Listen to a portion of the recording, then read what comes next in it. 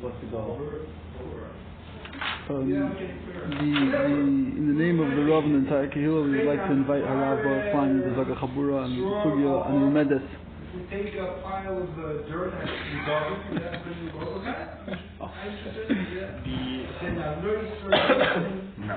The specific part of Kavua I wanted to discuss today, I guess probably not going to get to both Inyanim, maybe I can see the other one for next week, but the Kavua that I had a lot of trouble with, something that I worked on for a couple of days, is understanding the machlokas between the Ra'ah and the Rashba in Kavua L'Mafreya.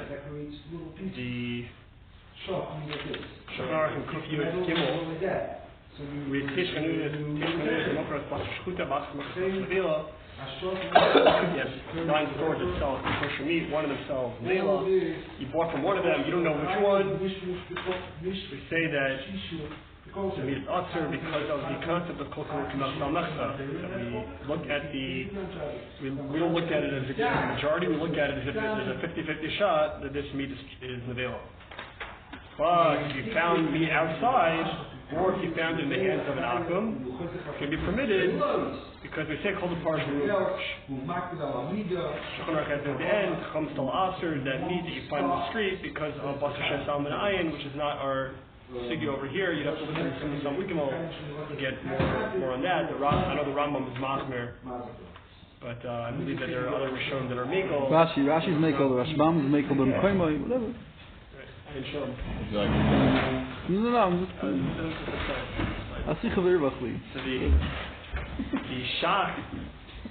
shach over here is a very, very difficult shach. I haven't seen a lot of the halachas farm. They don't bring them the shach klal because they feel that it's too I guess his halach is a little more convoluted than a lot of the other explanations. But as far as when you look into the Torah Sabayis itself, so the Torah Sabayis came along and he said that if a person has a situation where he goes into a store, there's 10 stores that sell kosher meat, and he finds out later on that one of those stores had a treifa on it. There's a treifa of makulin. Now the Rashba says that in the situation where there's a treifa of makulin, so we said since it was already taken out prior to any situation of Kavua arising, we're going to say that's called a partial Meruba Parish. It's no different than a person finding the piece of meat beyond Akum, that since it was taken out in the time where Kavua was not part of the discussion at all, so we're going to say called a partial Meruba Parish, and it's going to be permitted. You can go after rope. Now the Ra'ah chimes in. The Ra'ah is like, whoa, not so fast. That's not true. He said that if it became evident that there was a treifa to makulin, now it's unclear in the Ra'ah as to whether the Ra'ah is saying that all you know is that there's a treifa in the makulin somewhere, or whether it becomes evident which store was actually selling that treifa. The Pri Megadim actually says that the Ra'ah's chiddush is even in a situation where you never identify actually which makulin it's in, as long as you know that there was a treifa there prior, because if that information would have been known to you beforehand, you would have had a situation of Kavua. And therefore, the time of the suffix essentially is at the time when you purchased it, and we're going to say that the recognition and the evidence that's found that there was a treifa is actually going to create a situation of Kavua Kemechtza, because you were actually involved in the taking from the Kavua, you just were not aware. The Rashba, very cryptically in his Mishmar Sabayis, says, whoa, you got me all wrong. He says, we're going to say what the Rashba actually says, and then we're going to talk about what the Shach adds in. The Rashba says, even talking about what the actual Rashba says is difficult, because what the actual thing the Rashba says is also very cryptic. The Rashba seems like he's saying that that I agree with you if you found out that there was a treifa of makulin, that if you found that there's a treifa there all along, that it's a problem. I agree with you that would be called Kavua. I'm talking about a situation where the treifa is not. I'm talking about a situation where the treifa is not nicker. Is not nicker. Is not nicker b'chlal. That the treifa. I agree with you that if it was identified that there was a treifa there, and what this identification is a little unclear, but the Rashba says that I agree with you that if it was identified that there was a treifa there, that I would say Kavua Kemechtza. I'm talking about a situation where it was where the treifa is not. I'm talking about a situation where when you purchase it. Chabura. Chiming in. I'm talking about a situation that when you purchased it, there was no suffix at all. Everything was understood to be mutter.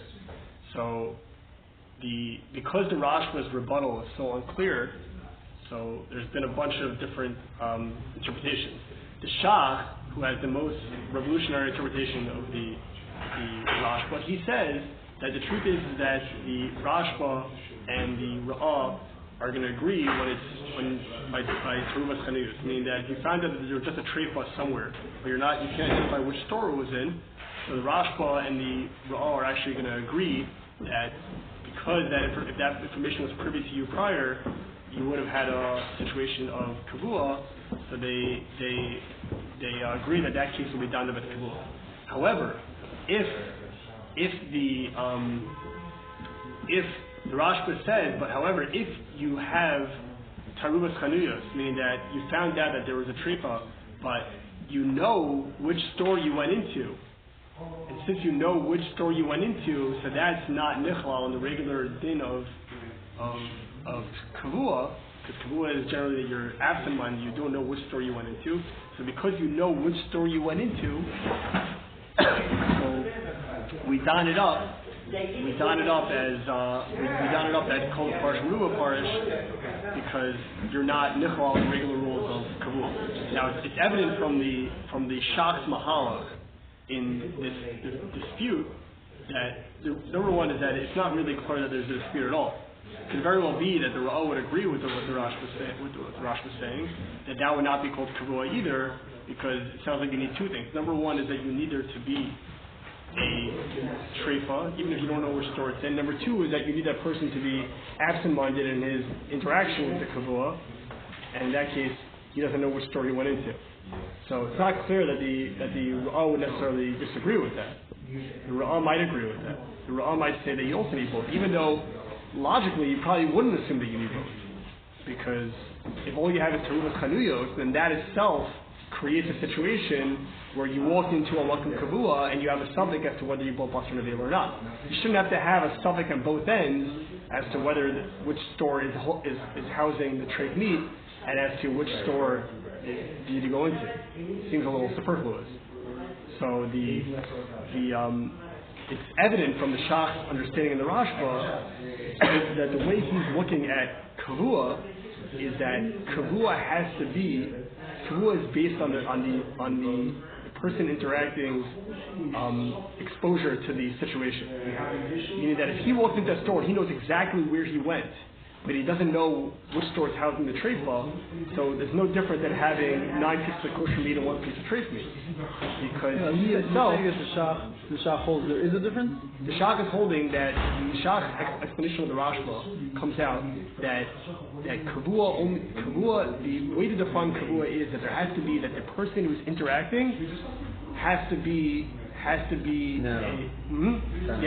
yeah, exactly. The person who's interacting has to be Nelam from the situation. He has to be that I don't know which one of these Kavuas I interacted with. So it has to be that because according to the Ra'ah, it has to be that we don't know what store it's in? Both. It has to be we don't know what store it's in, and it has to be that he doesn't know what store he stepped into in order to call it Kavua.